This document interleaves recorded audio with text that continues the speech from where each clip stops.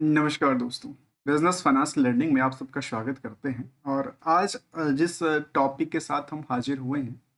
उसमें पूरे के पूरे मार्केट, जहां हम लोगों ने देखा कि एफआईडीआई की बिकवाली में आम रिटेलर के जो गेमबाजी वाली चीज़ें होती है, उनके पॉकेट से पैसा निकालने वाली सिचुएशंस होती है। लेकिन कुछ ऐसी भी कंपनियां मार्केट में स्टेबल हैं जो अपनी ग्रोथ लेवल को लेकर के हो, मार्केट में निवेशकों को जो इंटरेस्ट है वो बना हुआ दिखता है। लोग जो निवेशक है, खास करके बात करूँ, वो आपस में फाइटिंग की कंडीशन में है कि हम आपके स्टॉक को, प्राइस को गिरने नहीं देंगे। एक तरह से कह सकते हैं कि प्राइस अभी तक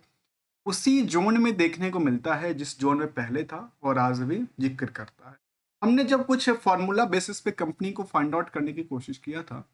तो हमने ये देखा, ध्यान में रख के, जो हमें आज के टाइम में एक ऐसी कंपनी चाहिए जो वायो वाई ग्रोथ हो, चाहे वो क्वार्टर ऑन क्वार्टर ग्रोथ हो, दोनों तरफ से बेटर टू बेटर परफॉर्मेंस करता जाए। और साथ में जो स्टॉक की प्राइस आज के सिचुएशंस में है, वो कम से कम ये होना चाहिए कि चलो 50 डे मार्क के आसपास और 200 डे मार्क के आसपास में समतुल्यता क्रिएट करे, जो कि कहते हैं कि अपॉर्चुनिटी क्रिएट करना और ट्रेंडिंग इसका ऐसा हो कि मार्केट में ऊपरी सतह के लिए खुलता हो, जिसको हम लोग कहते हैं कि अप ट्रेंड के लिए देखना। ऐसी कंपनी को हम चर्चा करेंगे जिसका नाम है गल्फ। और गल्फ की बात करने वाले हैं, शायद आपने नाम समझा नहीं, शायद हो समझा नहीं होगा। गल्फ इज द एक लुब्रिकेंट्स कंपनी है जो कि इंजन्स ऑयल बनाती है। और साथ में यदि हम इनकी बिजनेस को लेकर देखा जाए तो कंपनी जो है, चाहे वो आपकी इंजन्स ऑयल में हो या फिर इंडस्ट्रियल्स ऑयल के लिए, उसमें अपनी कारोबार जमा के रखी है। और आज के सिचुएशन की यदि हम बात करें तो इनकी स्टॉक प्राइस में अप डाउन होते होते भी जो नियरली की बात करें तो अच्छी खासी स्टेबिलिटी की बात शामिल करता है। इसकी बिजनेस को लेकर कहती है कि इस सस्टेनेबिलिटी की बात कहती है, और ये सारी सारी कंपनी कहती है। लेकिन यदि हम जो अब आपकी आंधी होती है, आंधी के बाद भी आपके जो टिकाव है वो लगातार बना रहे, आंधी में भी आप हिले नहीं, तो आपकी खूबसूरती पे थोड़ा सा समझने की कोशिश करते हैं कि आखिर आप में कौन सी ऐसी क्वालिटी है जो जो आंधी और बारिश होने के बावजूद भी आपकी जो गिरावट थी वो नहीं हुई। आप बिल्कुल एक स्टेबिलिटी के साथ एक स्टेबल रही, और आपकी जो ग्रोथ लेवल है वो भी स्टेबल रहा है। चलिए पार्ट बाय पार्ट हम लोग जानने की कोशिश करेंगे ऐसी कंपनी को लेकर के, जिस कंपनी का यदि हम जिक्र कर रहे थे रिसेंटली की बात करें तो गल्फ जो कि लुब्रिकेंट्स कंपनी है, उसको लेकर चर्चा करते हैं। आइए एक नज़र डालते हैं इनके बिजनेस के अलावा। यदि हम देखा जाए तो जहाँ पे कार्स हो, मोटरसाइकिल के लिए इंजन ऑयल बनाने वाली चीज़ें हों, या फिर इनके पास पार्टनरशिप में काफ़ी सारी कंपनी है सर्विसेज के मामले में, चाहे बाइक है, स्टॉप कार की रिटेल की बात कहती है, सर्विसेज अलग अलग प्रोडक्टिविटीज़ के अंदर जो इनकी ऑटोमोटिव्स इंडस्ट्री से बिलोंग करती है, ट्रैक्टर फार्म इक्विपमेंट्स हों, इसके अलावा इंडस्ट्रियल प्रोडक्टिविटीज़ में भी डील करती है। जानने के पीछे की वजह है कि देखिए, सबसे पहले मैं चर्चा करता हूँ इसकी रेगुलर इनकम को। मैं ये ऐसा नहीं कह रहा हूँ कि आप किसी स्टॉक को खरीदो बेचो, क्योंकि हमारा सिंपल सा हैशटैग है, जो हम लोग ना कोई ट्रेडर्स हैं ना कोई एडवाइजर्स हैं, only as a learning point of view से इसको जो समझने में आती है, हमारी समझ में आती है, वही आपके सामने भी रखने की कोशिश। अब इस कंपनी को लेकर क्या आंकड़ा निकलता है, ठीक है। कंपनी का यदि हम रेगुलर इनकम पे ध्यान दें, जो कंपनी अपने निवेशकों को साल दर साल देती है, इसका नाम है डिविडेंड। तो डिविडेंड का यदि नंबर को देखा जाए तो अल्टीमेटली कह सकते हैं कि करीब करीब वो लगातार साल दर साल देती है। जहाँ पे इंटरम डिविडेंड इसी साल की बात है, 14 फरवरी को भी करीब उन्होंने 20 रुपए का डिविडेंड दिया था। उससे पहले उसने यदि हम चौबीस चौबीस एक ईयर की बात करें तो करीब करीब 36 रुपए का डिविडेंड दे चुकी है। 23 में भी दिया है और 22 में भी दिया था। तो अर्थात ये लगा कि रेगुलर बेसिस पे कंपनी दिन बाय दिन आपको क्या देती है,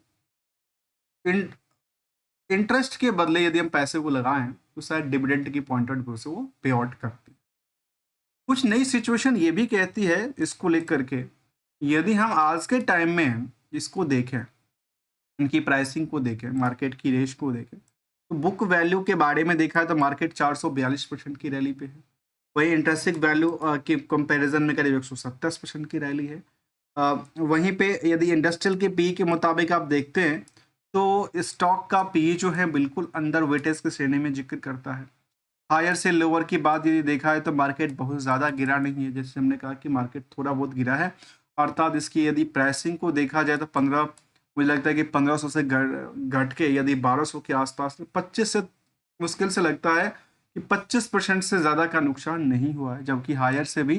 करीब करीब वहाँ से 50% की ग्रोथ लेवल बना के चली है। आरओई आरओसी की आंकड़ा काफ़ी अच्छा है, 24 से लेकर 70% के बीच में है। प्रमोटर का कंट्रोल कंपनी में बेटर है,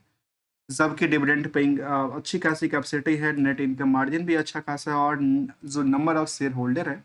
वो भी करीब करीब कंपनी में कह सकते हैं कि 70 से लेकर 80,000 निवेशकों का ध्यान आकर्षित करता है, और 6,000 करोड़ की मार्केट कैप वाली कंपनी है। क्या हुआ? 6,000 करोड़ की मार्केट कैप वाली कंपनी, 67% की प्रमोटर्स होल्डिंग, और रेस्ट में कंपनी का ग्रोथ लेवल जो है परसेंटेज पीरियड ऑन पीरियड, उसको भी हम चर्चा करने की कोशिश करते हैं। वो क्या क्या, यदि इसको देखा जाए, या जैसे हमने कहा कि इनका जो परसेंटेज ऑफ ग्रो है रिसेंटली के सिचुएशन में, जो कि दिग्गज जो कंपनियां हैं इसी सेक्टर की, जिसमें पिडलाइट इंडस्ट्रीज हो, एसआरएफ लिंडा हो, एसआरएफ इंडिया हो, गुजरात फ्लोरोकेमिकल जैसी कंपनी हो, उन सभी कंपनियों के आगे आज भी इनकी वैल्यूएशंस काफी नमी दर्ज करती है, काफी ठंडी पड़ी हुई है। जबकि बुक वैल्यू के बारे में देखा है तो मार्केट अभी भी ठंडी पड़ी है, इंटरेंसिक वैल्यू से भी ठंडी पड़ी है। लेकिन अच्छी बात क्या है, जहां बड़े दिग्गज कंपनी, एक तरह से समझिए ना, बड़े दिग्गज दुकानदार अपने आसपास एरिया में मार्केट कैप्चर होने के बावजूद भी सेल्स में केवल 7% की बढ़ोतरी करता है वाई वाई में, वहीं क्यू और क्यू का, वहीं प्रॉफिट में 8% की सेविंग करता है, वहीं क्वार्टर ऑन क्वार्टर में 4%, तो प्रॉफिट में आकर खस के गिर के करीब 3% के आसपास हो जाती है। यदि हम वाई वाई की इस कंपनी की बात करें, जो छोटी कंपनी है जिसका मार्केट कैप केवल 6,000 करोड़ का है, वो 10% से ज़्यादा सेल्स में इंक्रीज करती है, तो 21% की प्रॉफिट की बात कहती है वाई वाई में। वहीं क्यू और क्यू में 6% सेल्स, तो 16% से ज़्यादा प्रॉफिट का नंबर का जिक्र करता। तो ये कुछ इनके लिए पोजीशन की बात हमने कहा, इसको हमने समझने की पर्पज से कवर किया है। यदि कुछ और पार्ट के हम जानने की कोशिश करें तो वो कैसा रहता है, उस पर एक नज़र फोकस करने की, आइए एक नज़र डालते हैं यहाँ पे। इनका जो कुछ और पॉइंट आउट व्यू है ईयर एंड ईयर बेसिस को लेकर के, तो कंपनी का आज भी year and year basis sales positive है, प्रॉफिट पॉजिटिव है, स्टॉक प्राइस गिरने के बावजूद भी एक साल में 23% की रैली है, return and equity near about लगातार better to better better to better करती देखी जाती जा सकती है। तो इसमें यदि रिस्क फैक्टर को भी देखने की कोशिश करें, जहाँ डेट टू इक्विटीज हो, चाहे वो करंट रेशियो की नंबर हो, चाहे वो आउटस्टैंडिंग वर्सेस डेटर्स का पार्ट हो, ये इन सभी आउटस्टैंडिंग वर्सेस प्रॉफिट का पार्ट हो, आउटस्टैंडिंग वर्सेस सेल्स का पार्ट हो, तो यहाँ पे देखा गया कि निवेशकों में, इसमें कंपनी में देखा है कि 7% से ज़्यादा एफआई की होल्डिंग है, 9% से ज़्यादा डीआई की होल्डिंग है, और जो अल्टीमेटली पब्लिक की होल्डिंग है 15% के आसपास है, जिसमें करीब 75,000 से ज़्यादा निवेशकों का इंटरेस्ट आकर्षित करता है। रिस्क और रिवार्ड के एक्सपेक्टेशन को देखें तो बिल्कुल नहीं कहता, रिस्क बिल्कुल नहीं है, रिवार्ड का जो एक्सपेक्टेशन है फ्यूचरिस्टिक्स को लेकर काफ़ी बेटर साबित होती देखी गई। रिसेंटली का कोई ऐसा अपडेट नहीं है, कंपनी ने अपनी अपडेट दिया था फाइनेंस परफॉर्मेंस को लेकर, अपने इन्वेस्टर प्रेजेंटेशन को लेकर के जिक्र किया था। मैं उसमें ज़्यादा नहीं जाना चाहता हूँ, क्योंकि ये हमारे सामने जिस जिस हिसाब से हमने इसको मार्केट से सर्च करने की कोशिश किया, उस हिसाब से हमारे सामने ये प्रेजेंट हो जाती है, तो वो हमें उसमें फिर यदि कुछ डेटा एक्स्ट्रा मिलता है फ्यूचरिस्टिक को लेकर, तो हम एक नज़र कोशिश करते हैं कि एक नज़र ट्राई करें कि आखिर इसमें क्या चल रहा है। फिलहाल शायद कुछ इंटरनेट की इशू की वजह से शायद थोड़ा सा लोडिंग में शायद दिक्कत आ रही है, ऐसा कुछ आंकड़ा है, क्योंकि अब मैं इसको शायद एडिट भी नहीं कर पाऊंगा, क्योंकि यहाँ पे आ गया इसका डेटाबेस। तो हमने डेटाबेस में देखा कि gulf while lubricants India limited की बात करें, तो जिन्होंने Q3 का लेकर के जिक्र किया था, जिसमें कि अलग अलग जो मैं इंजन्स वाइल को लेकर के जिन्होंने जिक्र भी किया कि चाहे वो वाई हो, चाहे वो क्यू और क्यू हो, इनकी चाहे वेटाज की बात किया जाए, इन्होंने अपनी परफॉर्मेंस लेवल को जिस तरह से हमने एक शॉर्ट फॉर्म में कैलकुलेटेड पीयर्स के साथ कंपेयर किया, तो वहीं पे इसका कंपनी में